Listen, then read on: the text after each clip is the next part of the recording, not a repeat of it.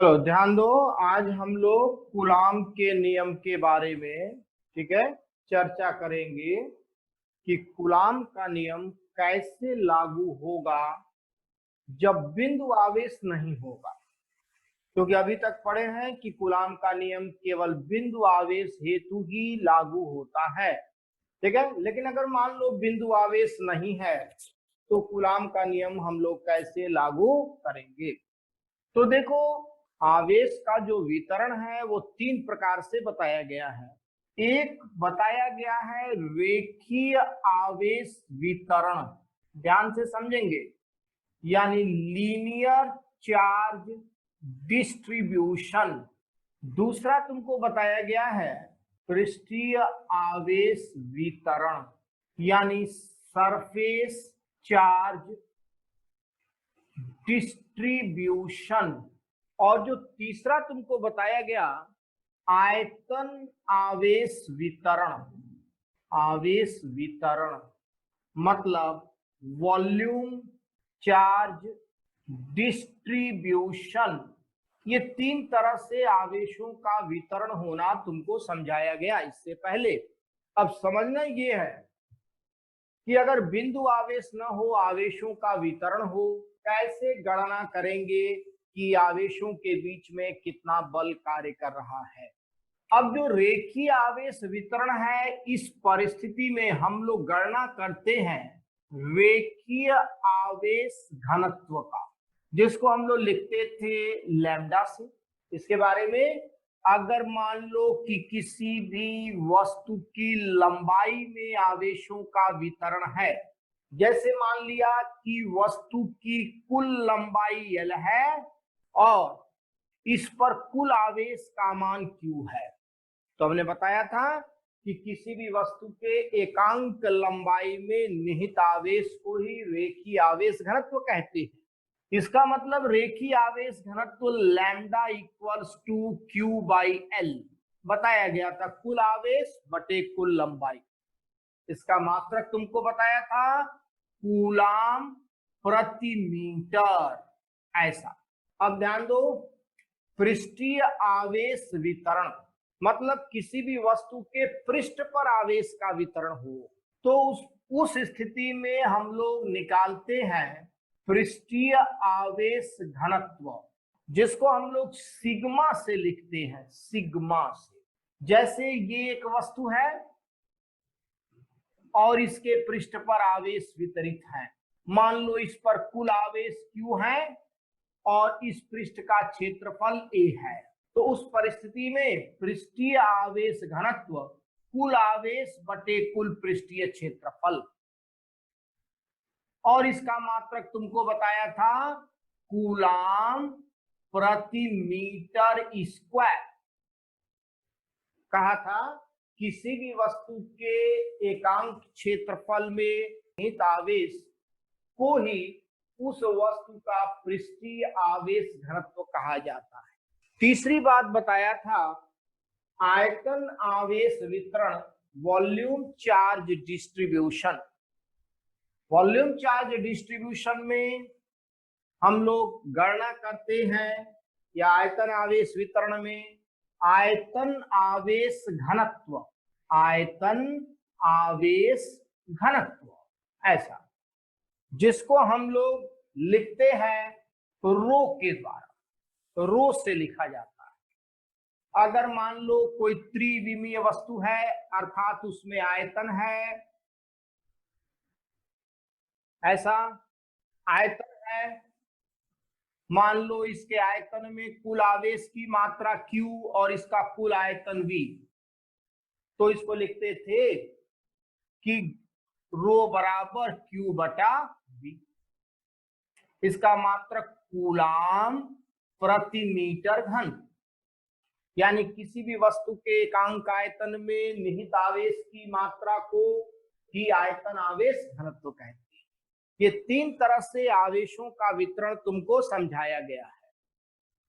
अब तुमको देखना है कि अगर ये बिंदु आवेश नहीं है, क्योंकि यहाँ पर जो भी हम लेके चल रहे हैं ये सब सारे बिंदु आवेश नहीं है, तो अगर बिंदु आवेश नहीं है तो उस समय में हम कूलाम का नियम कैसे लागू करेंगे या कैसे प्राप्त करेंगे कि कितना स्थिर वैद्युत बल कार्य कर रहा है।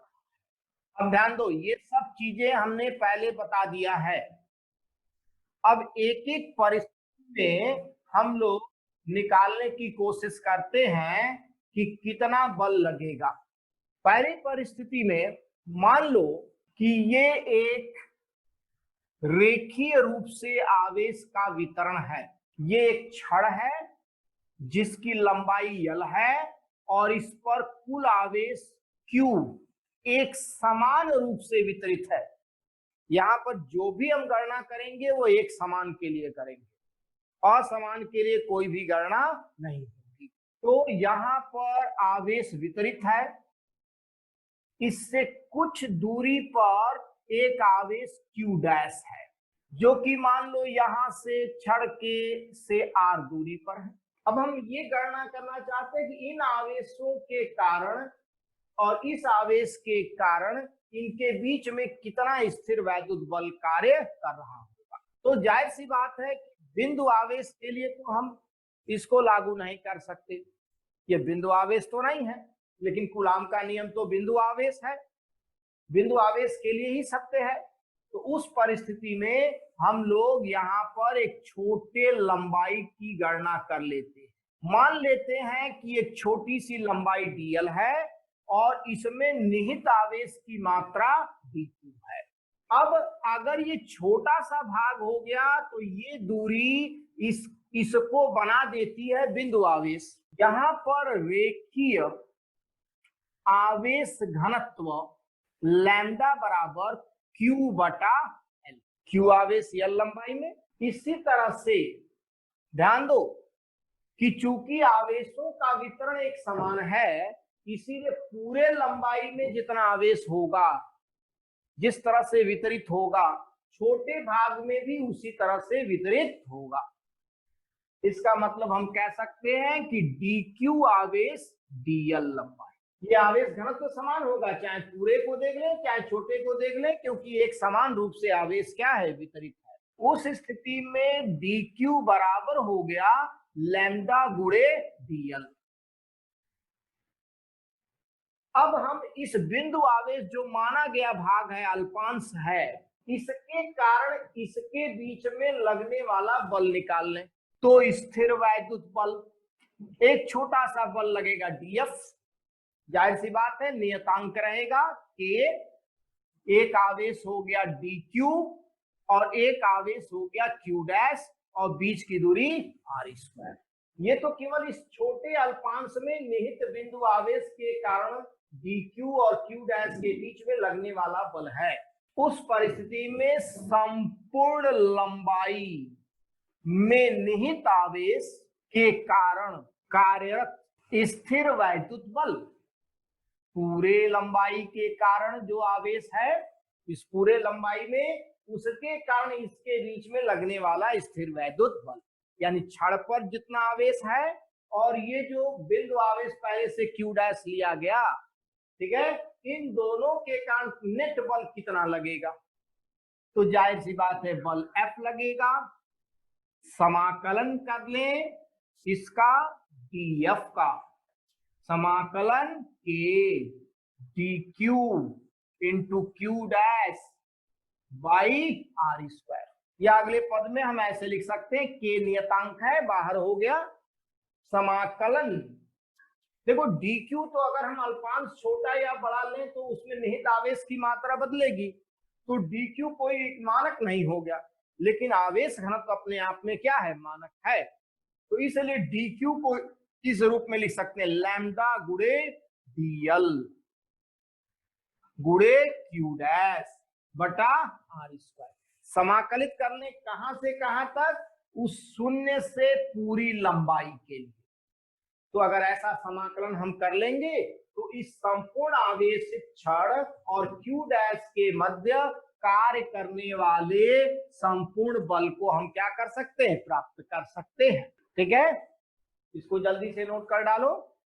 चलो अब दूसरे केस पर चलते हैं हम लोग। हाँ, दूसरे केस में चलते हैं। ये तो तब था जब आवेशों का वितरण लंबाई में था, हो सकता है कि आवेशों का वितरण क्षेत्रफल में हो, पृष्ठ पर हो, ठीक है। अब जैसे दूसरे केस में हमको गणना करना है स्थिर वैद्युत बल की। मान लो कि इस तरह से कोई प्लेट है, ठीक है, और इस पर आवेश ऐसे एक समान रूप से वितरित है। जितने भी केस हम लोग लेंगे उसमें आवेशों का वितरण एक समान रूप से होगा। तो इस पर कुल आवेश मान लो Q है और इसका कुल क्षेत्रफल A है, और इस प्लेट से कुछ r दूरी पर कोई एक अन्य आवेश Q डैश है। तो उस परिस्थिति में इस आवेशित प्लेट और Q डैश के मध्य कार्य करने वाले बल की हमको गणना करनी है। जाहिर सी बात है कूलाम का नियम हम नहीं लगा पाएंगे, यहाँ पर तो आवेश बिंदु आवेश नहीं है, और कूलाम का नियम तो दो बिंदु आवेशों के लिए होता है। ये तो बिंदु आवेश हो सकता है, लेकिन ये तो बिंदु आवेश नहीं है, तो आवेश का वितरण है। तो उस परिस्थिति में पहला काम, यहां पर हमको एक बिंदु आवेश का स्वरूप मानना पड़ेगा। मतलब हमने एक पृष्ठीय अल्पांश ले लिया, छोटा सा पृष्ठ ले लिया। जो हमने पृष्ठ लिया उसका क्षेत्रफल मान लो dA है, और मान लो कि इस पृष्ठ लिए गए पृष्ठ में आवेश की मात्रा dQ है। तो जैसा पृष्ठीय आवेश घनत्व, हम देखें पृष्ठीय आवेश घनत्व, तो उस परिस्थिति में सिग्मा बराबर Q बटा A पूरे प्लेट के लिए। पूरे प्लेट में जो आवेश का घनत्व होगा वही उतना ही घनत्व इसमें भी आएगा, क्योंकि एक समान रूप से वितरित है। तो इसका मतलब कि यही मान dQ बटा dA के भी बराबर होगा। यानी dQ को अगर हम पृष्ठीय आवेश घनत्व के रूप में लिखना चाहें तो सिग्मा गुणे dA लिख दिए। अब ये हो गया dQ और ये हो गया Q डैश, और इसके बीच में लगने वाले बल की हमको गणना करनी है। तो उस परिस्थिति में अतः अल्पांश dA एवं Q डैश के मध्य कार्यरत स्थिर वैद्युत बल, स्थिर वैद्युत बल, यानी इस अल्पांश में जो आवेश है और ये जो Q डैश है इसके बीच में कितना बल लगेगा।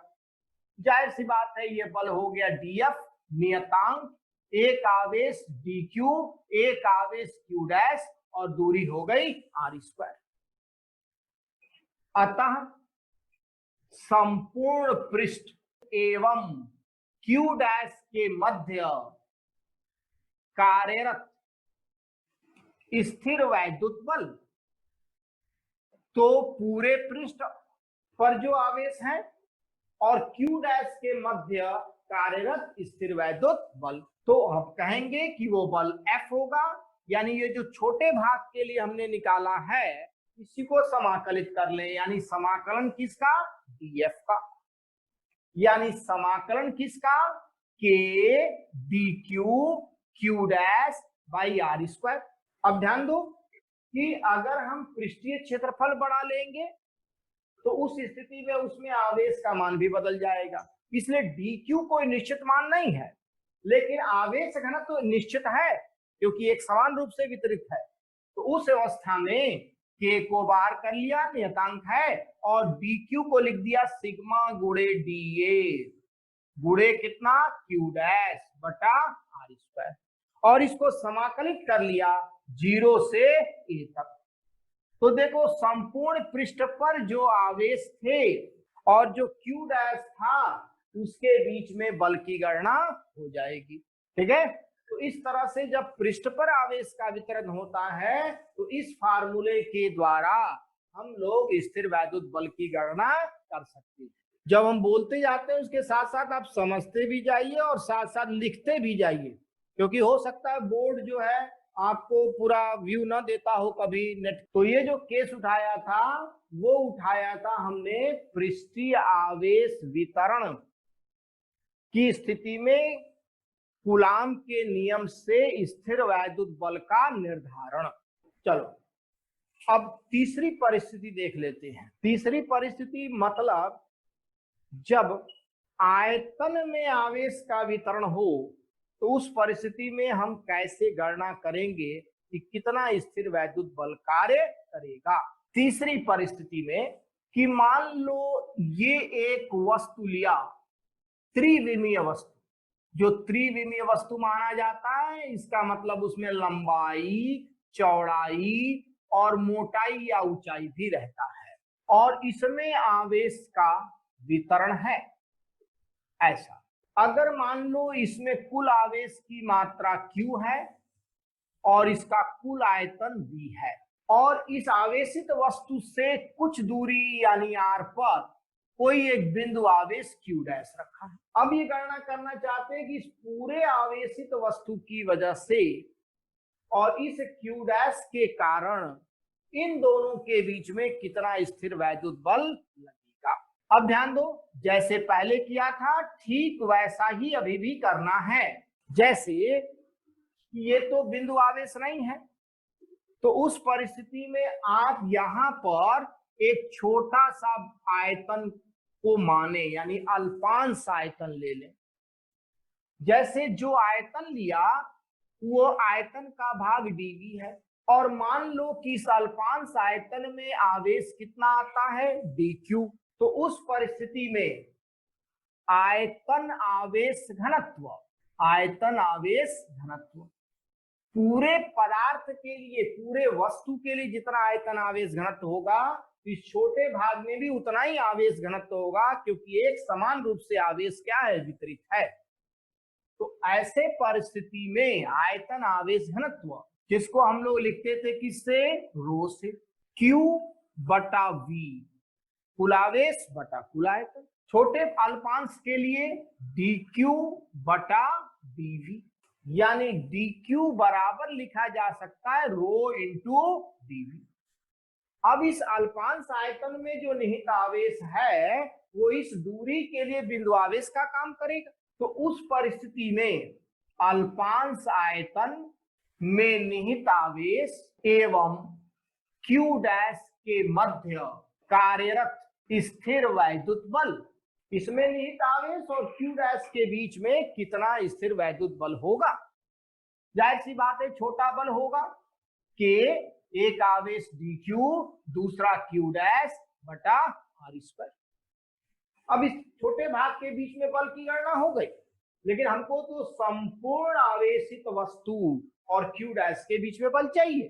संपूर्ण आवेशित वस्तु एवं Q डैश के मध्य कार्यरत स्थिर वैद्युत बल F, dF जो छोटा बल था उसको समाकलित करें और dF का मान आपने लिखा K dQ into Q dash by R square.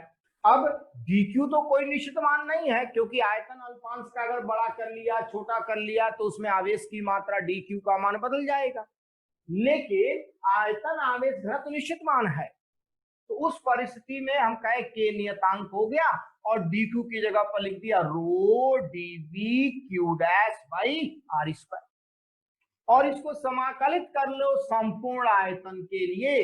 तो संपूर्ण आवेशित आयतन और Q डैश के बीच बल का मान की गणना हो जाएगी। तो इस तरह से आयतन वितरण में हम लोग कूलाम के नियम को लागू करते हैं। ठीक है, तो हम लोगों ने आज देख लिया लंबाई में आवेश अगर वितरित हो तो कैसे कूलाम का नियम लगाएंगे, पृष्ठ पर आवेश वितरित हो तो कैसे कूलाम का नियम लगाएंगे और आयतन में आवेश का वितरण हो तो कैसे कूलाम का नियम लगाएंगे। ठीक है, इस तरह से कूलाम के नियम का भाग जो है यानी स्थिर वैद्युत बल की जो गणना का भाग था वो समाप्त होता है। ठीक है, अब इसको नोट कर लेंगे आप। नोट करने के बाद अब कल कुछ सवाल हम लोग लगाएंगे कूलाम के नियम और विद्युत आवेश के संदर्भ।